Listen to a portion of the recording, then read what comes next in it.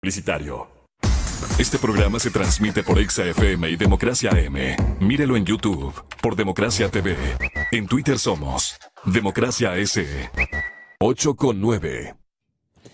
Muchas gracias, señor Procurador General del Estado, por estar aquí en la cadena Democracia, por estar con la población ecuatoriana que aprecia con verdadero esmero y una felicitación que nosotros podemos visualizar respecto de sus conocimientos, de los análisis que nos ha ofrecido en diferentes medios de comunicación de últimos días. Ecuador examina pedir a la Corte de la Haya que aclare la sentencia a favor de la Chevron. Esta podría ser primero una macrodiligencia de todo el pueblo ecuatoriano. ¿De qué manera puede usted obtener un soporte ciudadano para que entiendan estos estamentos internacionales que todos los ecuatorianos estamos muy preocupados por la forma como instrumentaron esta decisión?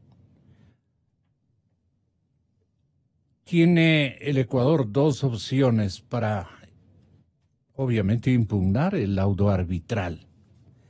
Imagínense, señores ecuatorianos, me refiero a los que no están ampliamente informados, profundamente informados, a la clase media de nuestro país, a todos los profesionales, a todos, absolutamente a todos los burócratas.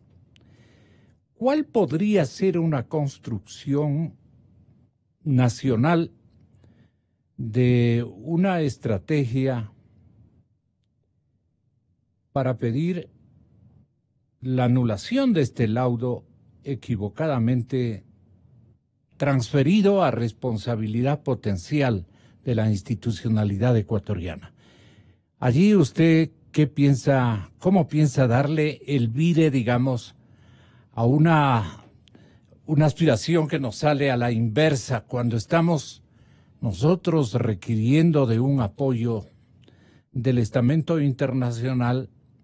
Nos sale prácticamente amenazarnos con el pago de 9.500 millones de dólares, lo que significa 9.500 millones de dólares.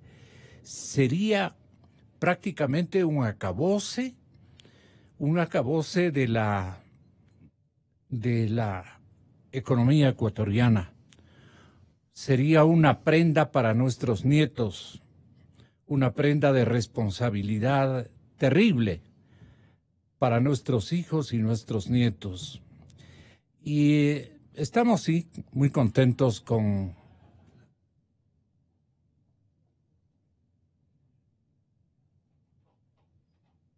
sí, creo que tenemos ahí un entorno que no nos conviene, A ver, si bajamos el volumen de esa sala sería muy importante. Señor canciller, ¿cómo va a dar el canciller ese ejemplo, no? No, es una broma. Doctor Íñigo, bienvenido, muy buenos días, pero estamos muy expectantes de lo que usted pueda lograr en los próximos días, incluso ya con el pronunciamiento del señor presidente y la configuración de un estamento legal para la lucha contra la corrupción. La Procuraduría General del Estado, ¿qué es lo que piensa consolidar, digamos, en su estrategia de fusionar al país en esta lucha? Bienvenido, buenos días. Muchísimas gracias, señor Rosero. Muchas gracias a la audiencia de Radio Democracia. La verdad es que la preocupación que usted manifiesta la comparto yo 100%. Es una situación difícil en la que nos encontramos. A veces algunas personas me han criticado por parecer demasiado pesimista frente a esta situación. Yo quiero ser absolutamente franco con la ciudadanía. Yo creo que hemos vivido una época en años pasados en donde no se nos contó toda la verdad. Y debo comenzar diciendo que lo que yo puedo hacer en el futuro respecto del resultado de este proceso arbitral es relativamente limitado. Usted ha mencionado ciertas acciones que sin duda las realizaremos y agotaremos todos los esfuerzos para tratar de revertir este fallo injusto para el Estado ecuatoriano, injusto para los pobladores de la Amazonía, la verdad internacional, injusto para la verdad internacional, injusto para el sistema de solución de controversias internacionales. Yo me hago cargo de la Procuraduría General del Estado el día 31 de julio de 2018. Estoy un mes y unos pocos días en el cargo. El último acto procesal que se realiza dentro de este proceso arbitral ocurre el 16 de julio de 2016, es decir, hace 2 años y un poquito más. De modo que los dados están echados, tenemos ya el laudo en los términos que conocemos.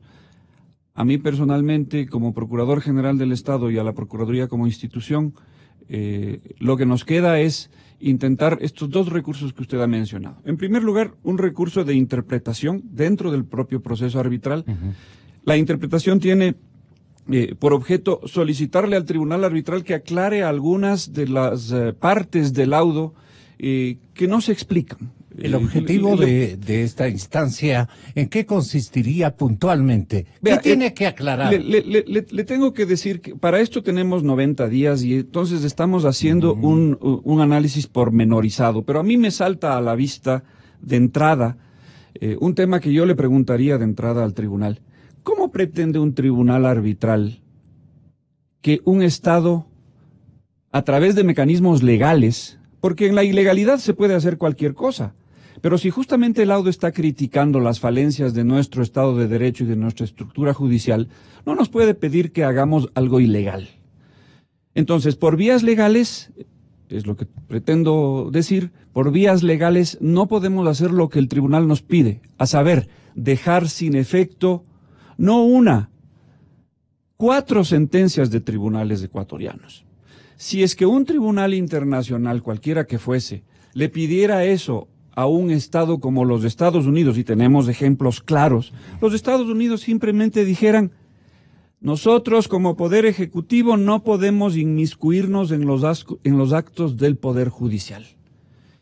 ¿Cómo entonces se pretende que a un Estado como el Estado ecuatoriano, que pretende ser un Estado de Derecho, que busca consolidar el Estado de Derecho, que busca justamente desvirtuar y desvanecer estas acusaciones y estas constataciones que hace el propio laudo de que nuestro sistema judicial no funciona, vaya a tomar una decisión ilegal para dejar sin efecto no 1, sino 4 fallos de nuestros tribunales? Me refiero a la sentencia del Aguagrio del 2011 y a las sucesivas sentencias de apelación, de casación y de la acción extraordinaria de protección por la Corte Constitucional.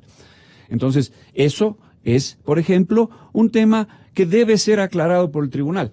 Amén de muchas otras posibilidades de solicitud de aclaración que estamos analizando con los abogados contratados para revisar este caso. Ahora, una cosa que yo sí quisiera decir en relación al monto que usted ha mencionado, los 9.500 millones de dólares son el monto que la sentencia del juez del Aguagrio, ratificada después sucesivamente por las instancias superiores que he mencionado, impone a la compañía Chevron. Pero la compañía Chevron no los pagó. Nunca los pagó. Entonces, ellos no pueden jamás pretender recuperar un monto que ellos no han pagado.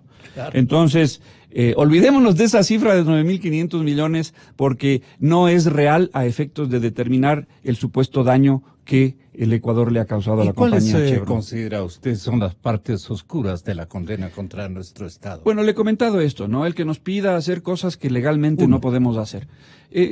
Vea, señor Rosero, yo el laudo, le voy a por pedir ejemplo, le voy a pedir que me comprenda, ya. porque verá, yo no puedo, exacto, yo no puedo develar para en este criollo, momento guerra avisada, guerra avisada. Sí. Si es que avisamos ahora nuestra estrategia, ayudando. claro, y tenga usted la seguridad que los señores de la Chevron están tomando nota de cada una de las palabras que decimos en este programa. Ya, entiendo que sí.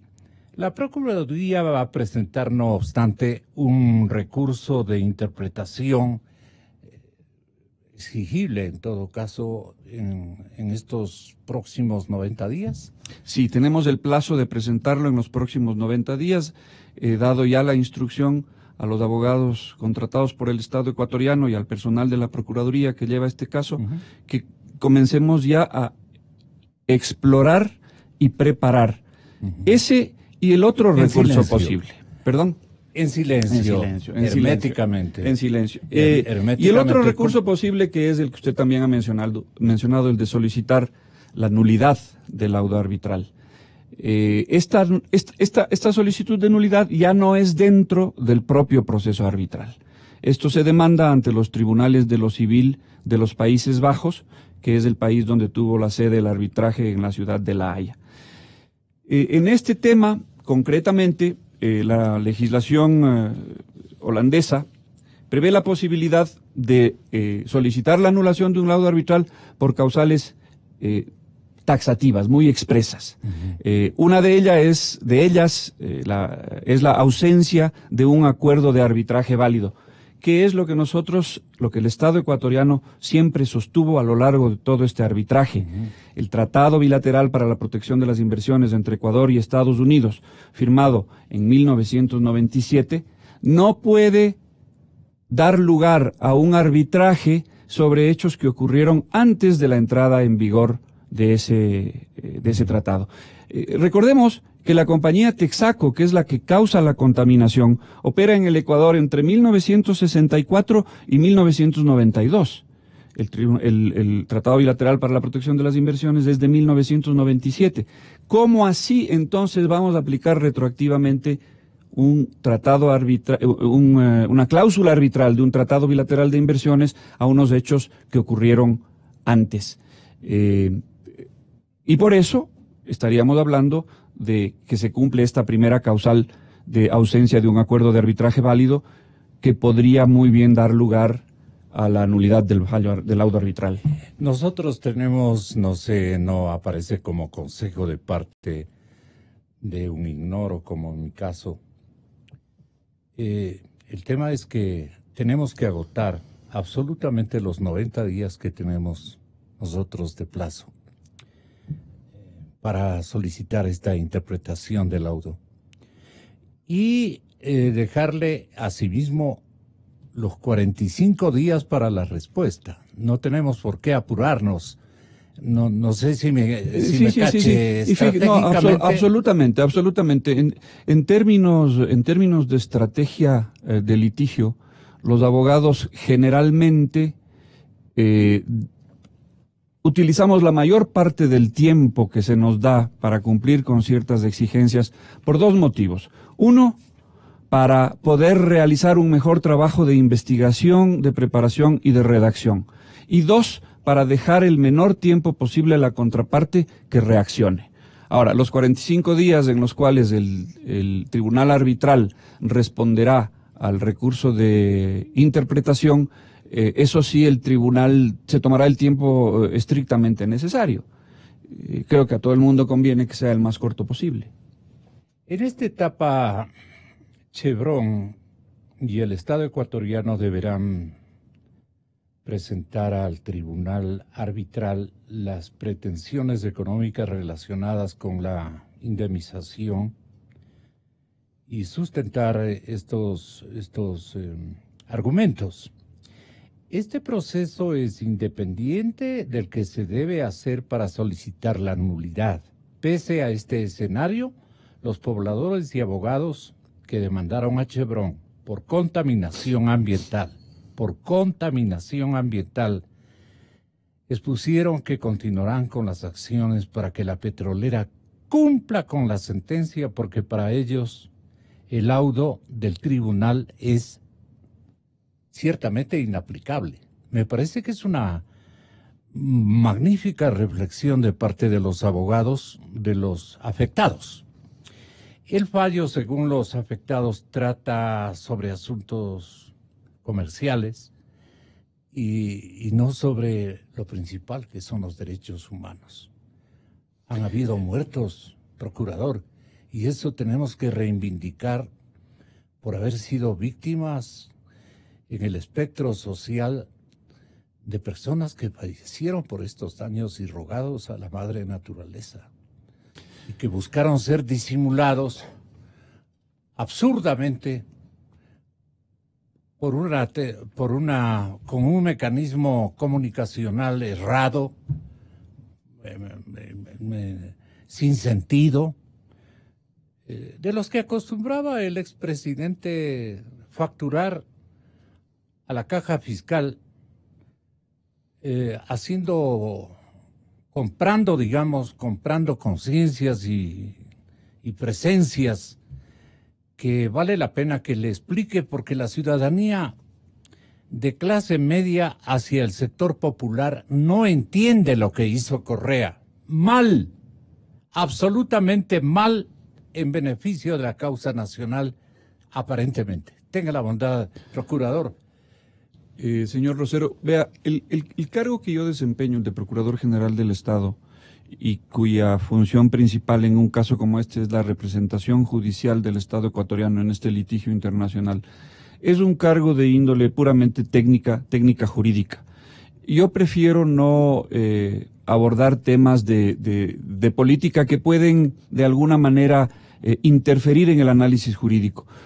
Lo único que le puedo decir es que en este preciso momento en la Procuraduría estamos haciendo el análisis sobre la base del laudo arbitral de todas las actuaciones que la Procuraduría durante estos últimos 10 años y él y los equipos de abogados, porque en otros arbitrajes hay otros equipos de abogados contratados, el trabajo, digo, que esos equipos han realizado. A mí me resulta un poco aventurado en este momento decir si el trabajo de defensa del Ecuador se hizo bien o se hizo mal. Yo soy consciente... Pero estaría en obligación para recibir un entorno de adhesión fornido de parte de la sociedad ecuatoriana, para que le apoyen en el derecho de repetición. Yo estoy dispuesto... ¿Por qué no le explica el tema del derecho de repetición? ¿En qué consiste? Porque esa es una actividad. Déjeme concluir este razonamiento que estoy haciendo. Entonces, el momento en que yo sepa si esa defensa se hizo bien o se hizo mal, yo no tendré ningún empacho en señalar, si es que esa defensa fue mal hecha, a quienes son responsables de ello, con miras justamente al tema de ejercer el derecho de repetición.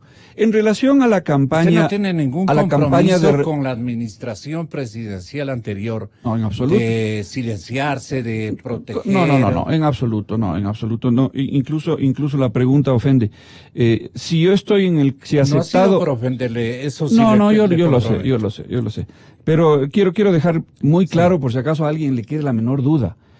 El momento en que se determinen indicios de que la defensa del Estado ecuatoriano no fue la mejor posible, dadas las circunstancias de un litigio tan complejo, yo no tendré el menor empacho, en señalar esos indicios a la Contraloría General del Estado, a la Fiscalía General del Estado y, mejor dicho, iniciar los procesos de ejercer la acción de repetición contra esos responsables, llegado el momento. Pero yo podría llegar a establecer las responsabilidades o indicios de responsabilidades en el tema de la defensa legal.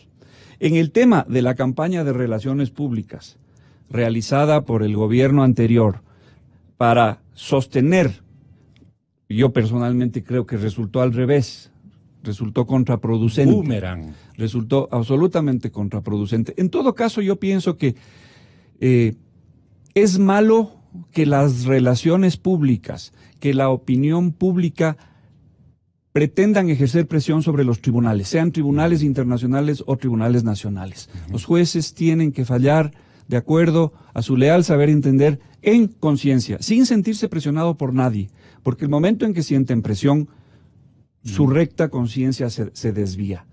En el caso de la campaña de relaciones públicas del gobierno anterior... Abogado. ¿Perdone? Usted es nuestro abogado y tiene todo el derecho, no derecho, tiene la necesidad prioritaria de contar con un apoyo masivo de la sociedad ecuatoriana. A eso me refería yo. La sociedad ecuatoriana apoyará o dejará de apoyar las gestiones de un procurador general del Estado conforme vaya viendo que esas actuaciones son ajustadas a la ley, son transparentes, son enérgicas. Esta última parte me gustó. Yo no le puedo asegurar en este momento qué acciones voy a tomar en relación al tema del ejercicio del derecho de repetición, porque todavía no tengo claro el panorama. Pero eso sí, que quede absolutamente claro, el momento en que se determinen indicios de responsabilidad en una deficiente defensa del Estado ecuatoriano, yo seré el primero en exigir esas responsabilidades. ¿Cuáles serán las consecuencias si usted define la necesidad de ejercitar el derecho de repetición? ¿Cuáles serían las acciones? Solamente para ilustrar al público. Un poco para que la ciudadanía tenga una idea clara de cómo funciona el ejercicio del derecho de repetición. Primero, el derecho de repetición, la palabreja es un poco confusa porque parecería que alguien tiene que pagar dos veces. No se trata de eso. En derecho hablamos del derecho de repetición o del ejercicio de la acción de repetición cuando el Estado ha hecho un pago a una tercera persona por actos, un pago indemnizatorio, ha tenido que pagar una indemnización a una tercera persona por actos imputables a servidores públicos del Estado. Entonces, el Estado ejerce el derecho de repetición cuando busca que esos funcionarios públicos, esos servidores responsables de los actos que se le imputan al Estado, paguen, o mejor dicho, reembolsen al Estado lo que el Estado tuvo que pagar como indemnización. El procedimiento actualmente está regulado por la Ley Orgánica de Garantías Jurisdiccionales y Control Constitucional. Es un procedimiento regido por el Código Orgánico General de Procesos, un procedimiento ordinario. Es un juicio de conocimiento. ¿Qué quiere decir eso? Quiere decir que en este proceso es en donde, sobre la base de indicios anteriormente establecidos, se determina y por lo tanto se permite a los responsables, a los demandados, a los supuestos responsables, a los demandados, se les permite ejercer el derecho de defensa. En ese proceso se determina, este señor tuvo responsabilidad en las lesiones a los derechos de terceros que determinaron que el Estado tenga que pagar la indemnización. Y si es que ese es el caso, entonces el Tribunal de Garantías Constitucionales tendrá, el Tribunal de lo Contencioso Administrativo tendrá que condenarle a esa persona al pago al Estado, la devolución al Estado del monto que le corresponde. Generalmente a prorrata del número de personas involucradas en toda esta cadena. Se va a condenar, de hecho ya lo han hecho grandes renglones de ciudadanía y de organismos ciudadanos, de representatividad comunitaria. Pero la mano sucia de Chevron como estratagema nacional fracasó. El resultado del laudo lo dice, no tuvo ningún efecto. Afortunadamente el laudo resuelve ¿Qué opina de este mecanismo, la mano sucia de Chevron? Personalmente, no como Procurador General del Estado, creo que fue un despilfarro de recursos inútil, porque no logró los resultados que quería. ¿A quién benefició o favoreció ese error? Verá, no sabría decirle a quién benefició. No le benefició al Estado ecuatoriano, no le benefició a los pobladores de la Amazonía. Seguramente benefició a esos actores extranjeros a quienes se les pagó sumas de dinero elevadísimas y a todos los productores de los programas. Pero vea, ese es un tema que tendrá que ser investigado por la justicia. ¿A quién le corresponde? ¿Al fiscal? Esto le corresponde al fiscal, pero asimismo, si es que llegara a determinarse que hay indicios de responsabilidad por estos fondos estatales que fueron desviados, la Procuraduría General del Estado participará en los procesos y presentará las correspondientes acusaciones particulares. Y si el fiscal le dice, pero deme instrumentos, señor abogado del Estado. Yo le daré toda la información que reposa dentro de la Procuraduría General del ¿Con un Estado. punto de vista singular de su parte? Ya al final del estudio. Por supuesto. Del análisis. Claro, porque verá, el tema de la mano sucia de Chevron no fue orquestado desde la Procuraduría General del Estado. No, para nada. No, de lo que sé hasta ahora. Parece que fue manejado, desde el Ministerio de Relaciones Exteriores de la época, el señor Patiño, y desde la Secretaría de Comunicación de la Presidencia, que manejaban los Alvarado. Señores Alvarado. Pero eso es lo que sabe la opinión pública en general. Al señor fiscal general del Estado. La mano sucia de Chevron es el señor Correa. Claro, es que él era la imagen pública, él era el representante, era el jefe de Estado, entonces para esa campaña era muy pero la repulsa propicio. social y la repulsa de Procuraduría no puede anticipar que será contra él. La Procuraduría no tiene ni repulsas ni afectos, la Procuraduría actúa técnicamente en base al derecho. Usted, Íñigo, señor doctor Salvador, está en lo cierto. Y me complace muchísimo haberle tenido estos minutos para esta explicación. Le agradezco mucho, siempre a las órdenes. Gracias, Procurador General del Estado. Ahora viene, señoras y señores, el señor Canciller de la República, José Valencia, está ya con nosotros en nuestras instalaciones. Gonzalo Rosero, credibilidad